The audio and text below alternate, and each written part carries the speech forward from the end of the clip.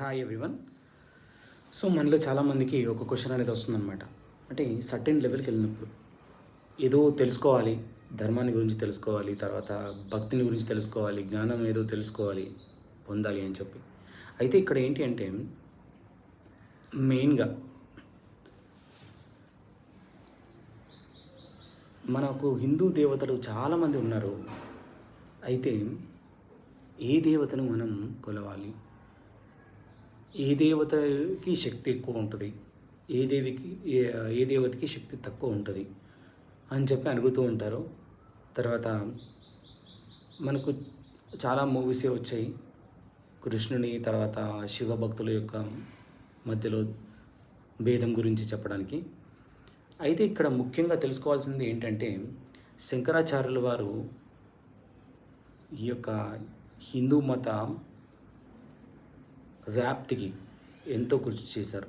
అప్పుడున్నటువంటి బౌద్ధ జైన మతాలు ఎక్కువగా వృద్ధిలో ఉండి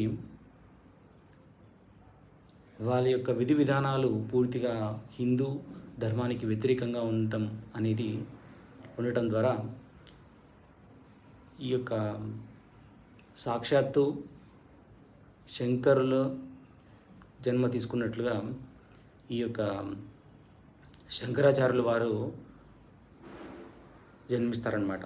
ఈ యొక్క శంకరాచార్యుల వారు చెప్పినటువంటిది ఏంటి అంటే శంకరాచార్యుల వారు పరబ్రహ్మం ఒకటి అని చెప్తారనమాట. అంటే శివ తర్వాత విష్ణువు అయినా తర్వాత బ్రహ్మ అయిన ఈ యొక్క పాలకులు, ఈ యొక్క సృష్టి స్థితి లయ కారకులు ఎవరైతే ఉన్నారో వాళ్ళందరూ ఆయన ఎన్నో స్తోత్రాలు రాశారనమాట. అయితే ఆయన రాసినటువంటి స్తోత్రాలలో చాలా వరకు ఈ యొక్క పరబ్రహ్మ గురించి చెప్తారు అన్నమాట.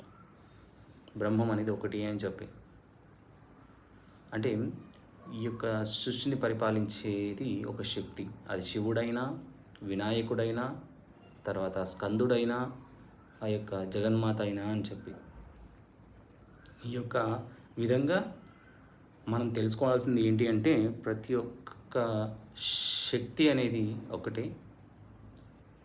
మనం తీసుకునేటువంటి ఎనర్జీ అనేది డిఫరెంట్ సోర్సెస్ నుంచి తీసుకుంటున్నాం. ఎవరైనా ఆంజనేయ స్వామి భక్తులు ఉన్నారనుకోండి, నేను శివుడి దగ్గరికి వెళ్ళొచ్చా అని క్వశ్చన్ వేసుకుంటూ ఉంటారు.